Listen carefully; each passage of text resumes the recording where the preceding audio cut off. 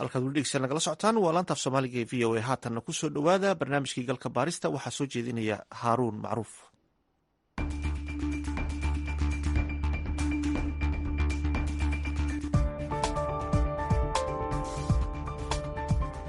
waxaa sannado badan isa soo taraya wararka sheegaya in xeebaha soomaaliya lagu aaso haraaga warshadaha waddamada hore u maray.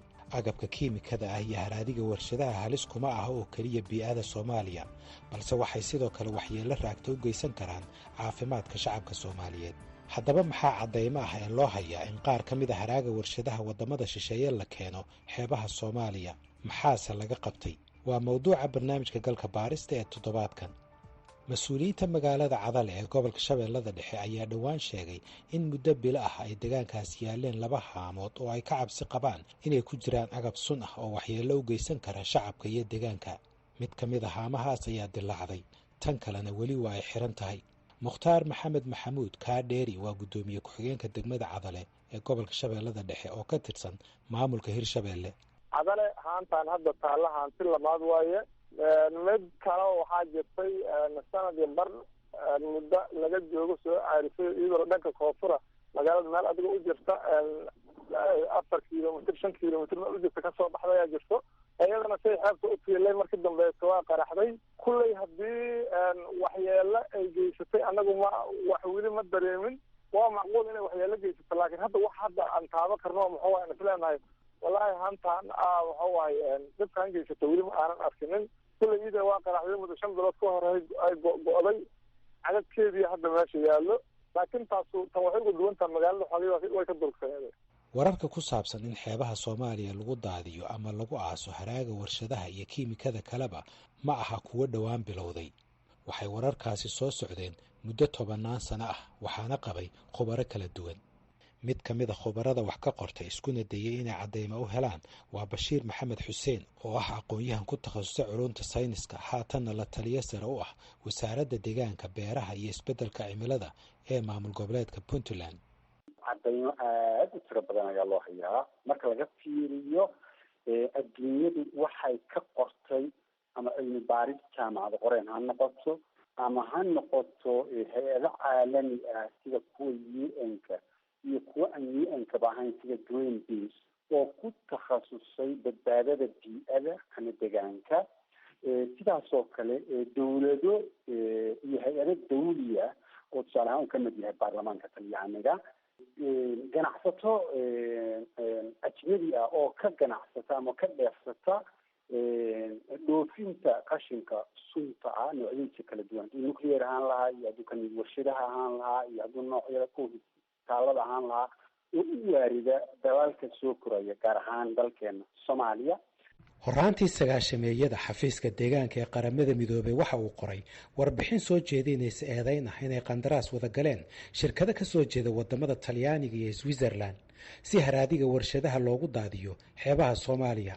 hase yeeshee xafiiska deegaanka ee qaramada midoobay ma soo bandhigin caddaymo buuxda oo arrintaas ku saabsan. sidoo kale ma caddaynin in sun loo tarxiilay Soomaaliya, balse kadib markii wadamada Afrika ee kulaala badweynta Hindiya uu saameeyey badgariirkii tsunamiga ee dhacay bishii Disembar 26 2004 waxaa mar kale xafiiska qaramada midoobay ee deegaanku uu diiwaan geliyey qashin loo malaynayo inuu yahay haraadiga warshadaha reer Yurub oo ku aasnaa xeebaha Soomaaliya, balse mawjadihii tsunamigu ay ka dhaqaajiyeen meelihii ay ku xasaysnaayeen. mar kale waa kan Bashiir Maxamed Xuseen. tsunamigii 2004 Disembar ku dhistay 11 waddan Soomaaliya ku jirtay xeebaha Soomaaliya waxa ay soo tukeen konteynaro aad u badan iyo foortooyin ay ku jirtay suntaasi. xilligan aan taagannahay arrintii ma socotaa mise way istaagtay? warbixinii ugu dambeeyay anigu aan aqriyay waxay leeyihiin way socotaa. sababta ay u socotaana waxa weeye oo ugu muhiimsan one thing hal shay wey. xeeba waddanka marka laga tago jasiiradda waddanka Madagascar waddanka ugu xeeb dheer baynu nahay Afrika Soomaaliya tahay. xeebahaas cidina ma ilaaliso, marka waa free for all baa la dhihi karaa. waxay yidhahdeen dunidu Soomaalida burcadeedaan ka ilaalina, laakiin burcadda caalamiga iyadoo la ogyahay cidina kama ilaaliso Soomaaliya. Soomaaliyana awooday ku ilaalisa male, marka ma jirto mana diideyso wax diidayo inay hawshaas socoto. bashiir maxamed xuseen waxa uu sheegay in keenista suntan ee sharci darrada ah ay ku lug leeyihiin shirkado gaar loo leeyahay iyo dowlado shisheeye labadaba. inta badan waxaa 3 qolobo way ka qayb qaadatay niman ganacsato ah oo waxaan ku takhasusay iyo shirkado ganacsato waxaan ku takhasusay oo lacag aan caqliga bini'aadam geli karin ka dheefa kowgay ka yihiin. waxaa jaalla ah oo inta badan kula jira siyaasiyiin shaqooyin sare ka haya dowladaha reer galbeedka.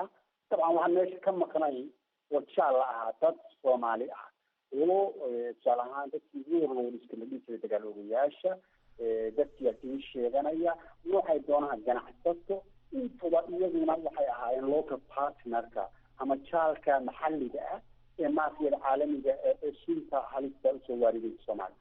mas-uuliyiinta dowladda federaalku waxay hayaan xogo la mid ah kuwa ay hayaan aqoon-yahanada iyo hay-adaha caalamiga ah ee madaxa bannaan ee cilmi baarista ku sameeyey mawduucan. axmed yuusuf axmed waa agaasimaha guud ee deegaanka ee xafiiska ra-iisul wasaaraha Soomaaliya. dadka Soomaaliyeed ee xeebaha ku nool iyo kalluumaysatada waxay indhahooda ku arkeen foostooyin waaweyn oo kusoo caariyay xeebaha. foostooyinkaasna waxaa ku jira waa qashin sun ah. dad badan oo ku nool xeebaha waxay soo gaaray dhibaatooyin caafimaad darro ah oo ka mid yahay kansarka. marka dhibaatooyinkaas runtii ayaa bulshada la soo darsay. intaas ayaana cadeymaha haddeer lahayo ugu muhiimsan.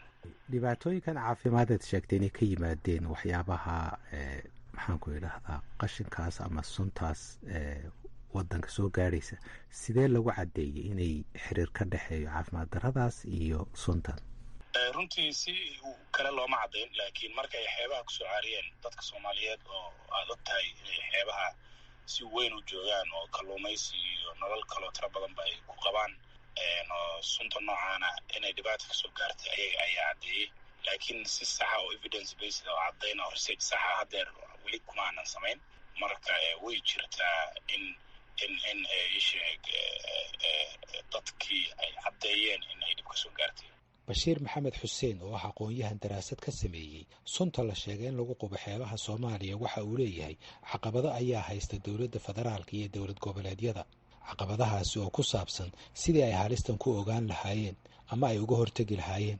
maamulada ama dowladaha Soomaaliya ama ha ahaadeen federaalka ama ha ahaadeen kuwa stateyada waxaa la dhihi karaa awood, aqoon iyo wacyi iyo imkaaniyaad hadday ahaan lahayd qalab iyo hadday ahaan lahayd maaliyad ay horta arrintan inta badan ku waajahaan ma laha.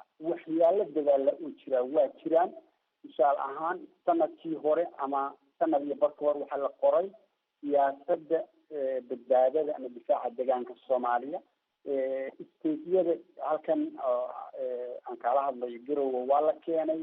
input aad u badan baan siinay. sidoo kale xamar markii lagu sameynayay ansixinta waan tagnay, talooyin badan baan siinay. waxyaalaan ku darnayna ka mid ahayn.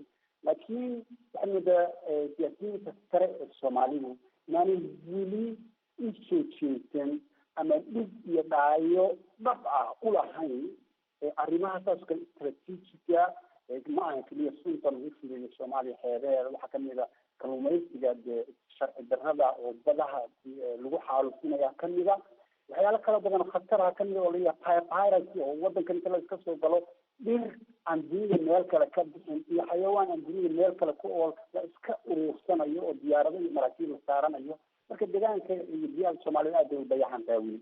mukhtaar maxamed maxamuud gudoomiye ku-xigeenka degmada Cadale waxa uu sheegay inay qaadeen tallaabooyin lagu yareynayo inay halis degdeg ah soo gaarto dadweynaha ku nool deegaankaas. waxyaaba aan ku hadda dadka aniga cilmaa jiro aan ku meesha intaan ooda iyo muxuu ahay waxyaabo kale oo bera iyo aan saarnay jirto hadda hantu wayba degan tahay. marka haddana sidaasoo sameynaa haddana waa isku lahaaweynay oo qorshahayna wuxuu yahay inaan hantaas aan qaadno si ay beledku uga fogaato. annaga hadda ma awoodno inaan meel kale aan geyno oo muxuu ahay meelo dheerdheer inaan geyno ma awoodno, laakiin inaan beledka ka fogeyno qorshahaas un baan ka leenahay. hadda maahe hadda loomana dhawaado muxuu waa kawaayi gelinay inan aysan u dhawaanin oo muxuu ahay agteeda aan la tegin. sidaasay tahay intaas kuma qancino waa waxyaabo badana saarnay oo muxuu ahay hadda qofku uusan hantaas taaban karin. marka inaad badda geysaan maxay taraysaa haddii ay badda ku qaraxdo biyihii oo sumaysan idin yimaada ka war? maya badda ma aalayso bahasho haddii la jiido meel uun adiga bad daaf la geyn maayo kuley meel xeeba umaan leenaha dhiga doomanka semberi waa soo baxaysaa haddana banaanka uma imaanaysaa oo muxuu ahay hadda meel hadda dheer oo hadda ay ku qarxaysa ma geynayna meel uun adiga xoogaya oo dhawaan geynaynaa wayna soo baxaysaa marka maadaama meesha magaalada gudeer ay tahay oo shacbiyadooda ay badan tahay waxaan isleenahay amay kulley wax ku jira lama yaqaani amay waxyaala ka yimaadeen saas un baan isleenahay.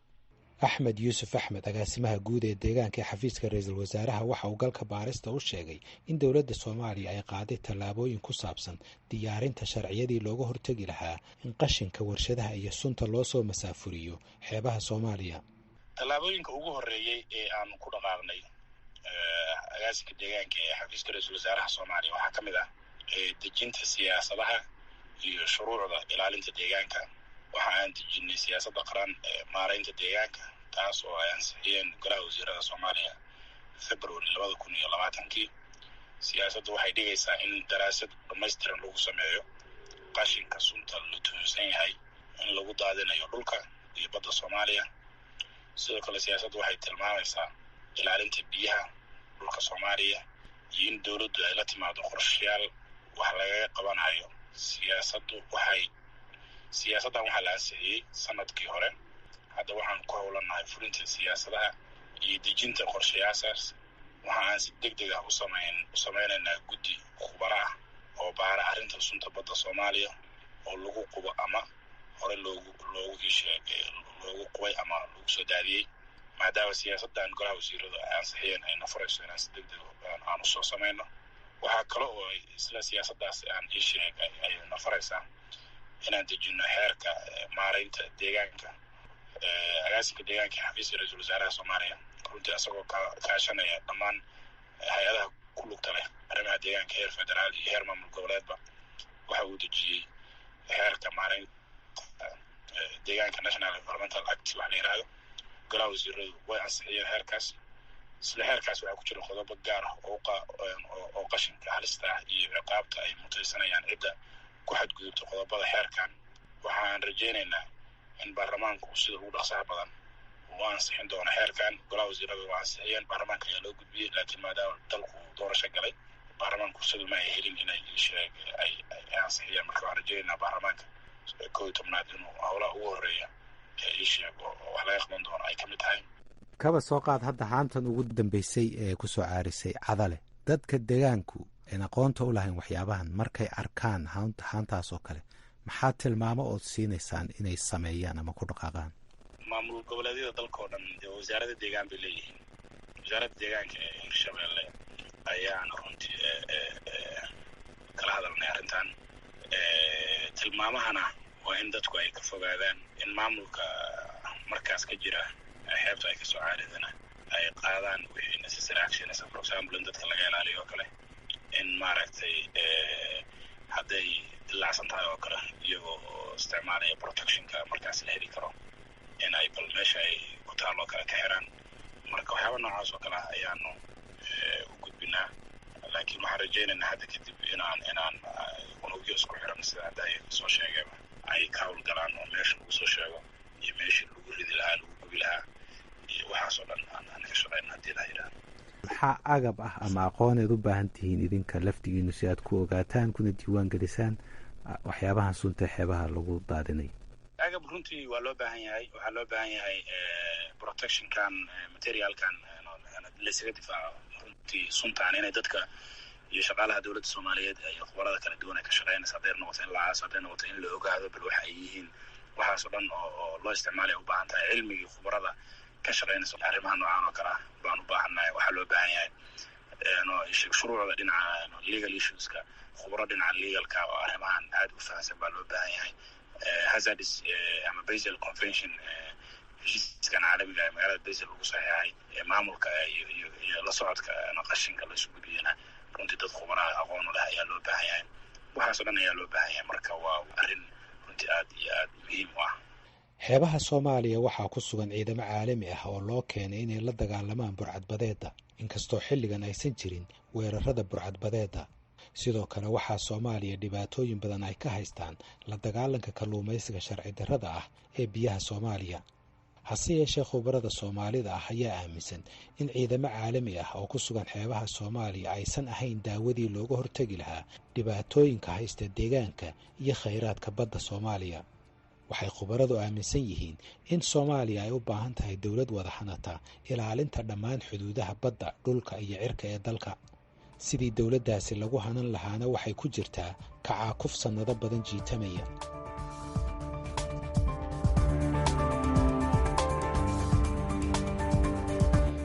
barnaamijkii galka baaristuna waa naga intaas. inta aynu ku kulmi doonno barnaamijkan oo kale, waa haaruun macruuf oo idin leh nabadgelyo.